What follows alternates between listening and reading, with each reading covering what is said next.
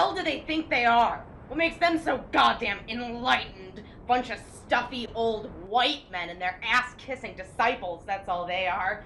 And they call themselves philosophers. Bunch of frickin' theologians copying down dead words of dead men.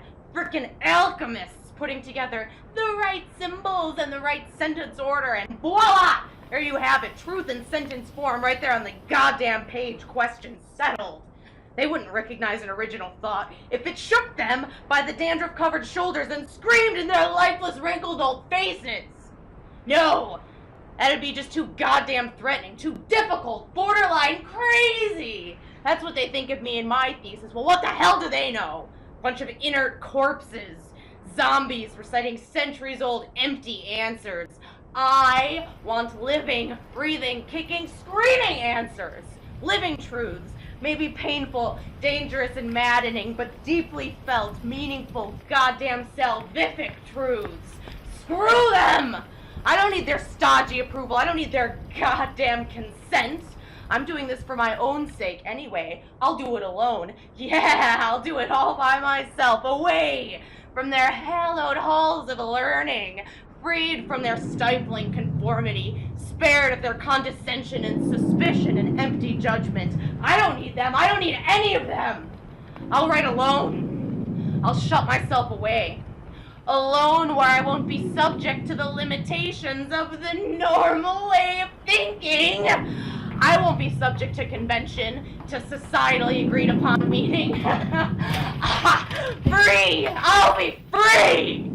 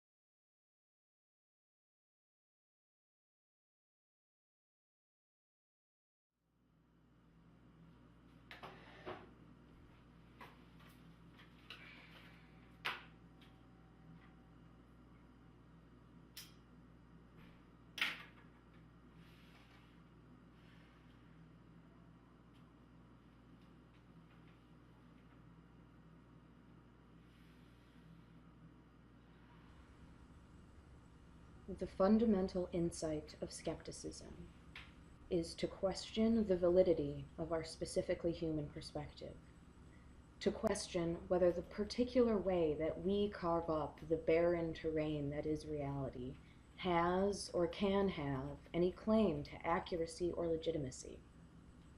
Descartes sought to doubt the entirety of the truths that he had accepted, but he never considered that the human perspective itself may be arbitrary in some fundamental sense, that the particular level on which humans happen to relate to reality is no more valid, no more accurate than the level of acorns or of mountains or of entire galaxies, if any of those entities were imbued with consciousness.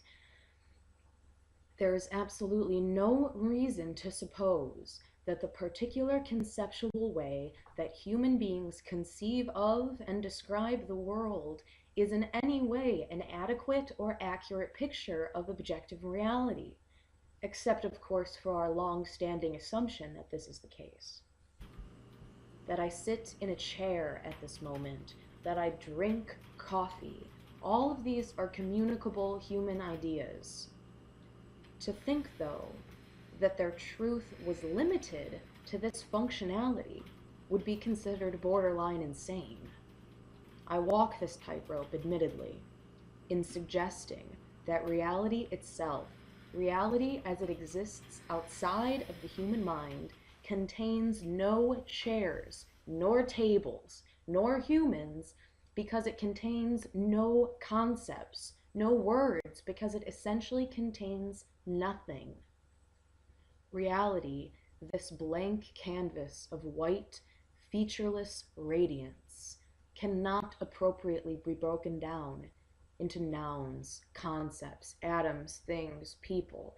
The very act of conceptualization distorts and perverts and pollutes the essentially empty expanse that is reality in itself. How then can we attempt to engage with reality more truly? Perhaps by seriously doubting the structure of human thinking. Perhaps by willingly and fearlessly walking the tightrope that divides the reasonable and the unreasonable.